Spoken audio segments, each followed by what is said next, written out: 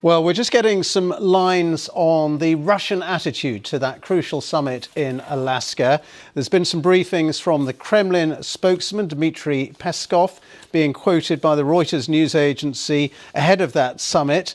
And let's just tell you what the Russians are saying. First of all, that the talks between the Russian and US presidents may last for 6 or 7 hours at least. Their aides will take part in the meetings, which will be essentially one-on-one talks, but with their aides there as well. And the Kremlin spokesman Dmitry Peskov also saying that a subsequent second summit, three-way meeting that would also include Ukraine's President Zelensky, it would only be possible if these talks in Alaska bear fruit. We're just looking at pictures there of Mr. Putin, who's on his way to Alaska, and the Russian delegation pretty bullish ahead of the talks. The Russian mediator, negotiator, envoy Kirill Dmitriev has said the talks are aimed at restoring Russia-US relations, not just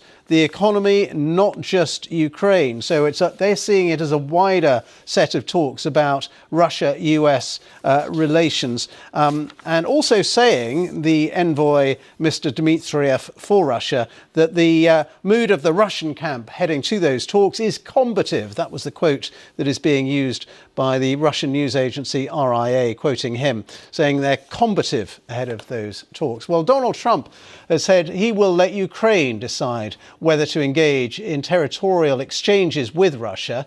Mr. Trump was talking to reporters on Air Force One as he travels to Alaska for that summit in Anchorage. And prior to his departure on Air Force One, Mr. Trump posted a message on social media with just 2 words: high stakes.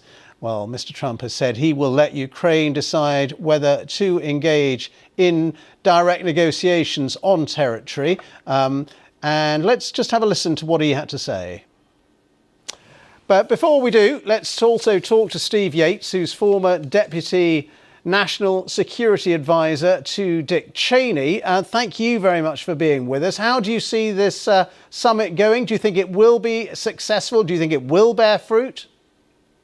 Well, I think it all comes down to a definition of success. I think President Trump has been very transparent about his objective of stopping the killing first, then defining some verifiable way to keep the peace. And then you have the long-term issues of disposition of land and whether there's a path to peace and prosperity generally that's sustainable. So this is a litmus test, first in-person conversation to see whether there's a way forward or whether we go back to where we've been, which is increasing pressure with Europe getting stronger, America supporting transfer of arms to Europe that can help Ukraine.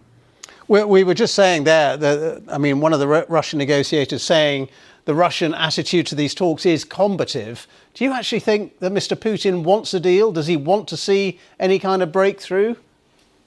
I have my doubts about Mr. Putin in any number of respects, but ultimately it comes down to a correlation of power and pressure. And are they feeling like they need to make a change? There's high likelihood of dragging things out. And so President Trump is going to have to decide in terms of how to secure a ceasefire, which has been elusive for 3.5 years, what is necessary to just get that first step. I think talk of land and other things are more distant prospects in this more natural process. So I think, to me, the meeting does help. The Russians came to America. Some might see that as a good move. And then do we have an actual path to verify things in the month ahead where there'll be more real change than there's been subsequent to any previous conversation? As I was saying, the Kremlin have just said they expect these talks to last a minimum of 6 or 7 hours. But we were hearing yesterday from Donald Trump, he said he could probably know in 2 or 3 minutes whether Mr. Putin is serious about peace, whether the talks are worth pursuing. Well, I personally wouldn't have a stopwatch trying to track the 2 minutes, but I do think that it's generally the case. He probably will have an initial impression of whether this is a fruitful and productive conversation. There might be some fits and starts. If you look back at the way the president engaged the leader of North Korea, there was a stop and go pattern in that, which could include pausing and walking away.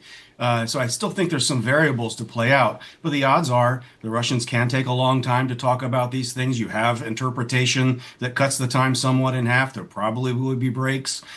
So it's not unreasonable to think that magnitude of this consequence would take some time, and they might talk about issues that are not just Ukraine, although that is front and center and highest priority. Hasn't Donald Trump just handed Mr. Putin a kind of PR propaganda victory straight away just by inviting him onto American territory to this high-profile summit? I mean, he is an indicted war criminal, isn't he? Well, I just see it differently. If we want to try to stop a war, realist foreign policy usually is you have to meet with those that are engaged in it, especially those that are primarily responsible for it. If you're going to have some kind of a peace that holds, you're going to have some kind of arrangement to try to keep that peace and deter further aggression. Having the Russian leader come to America, some might see that as them coming to us. It would have looked worse to have our president go to them, I would suspect. And so I would rather focus less on the ceremonial aspects of it, but what real action comes of it. If there's little action, that's a problem, but we have options. But I mean, this is a meeting without Zelensky of Ukraine, without any of the key European leaders who've got such a stake in this as well. Again, in that sense, Donald Trump has just handed a victory to Mr. Putin on a plate. This is what Mr. Putin wants, just a one-on-one meeting with Trump with nobody else involved. I just see it very, very differently because this is ultimately the only leader in the world who has a shot at possibly changing Vladimir Putin's trajectory, which for 3.5 years has been one way. Every form of coalition, engagement, sanctions, otherwise have led us to where we are. And this is not a final disposition meeting. This is the beginning of a test of is a ceasefire even on the immediate horizon, or is much more substantial and comprehensive sanction activity necessary, like the energy sanctions that were applied to India, but maybe have to be broadly applied to China too. And so there's still a lot more steps that I think need to be played out. And so I'm a little less worried about who's in the immediate meeting. If there's going to be success, then yes, Ukraine absolutely has to be a part of that process and agreement and implementation, as do our key European allies. Really good to have you on the programme. Thanks so much for your insights and analysis and thoughts. Steve Yates there, former Deputy National Security Advisor to Dick Cheney.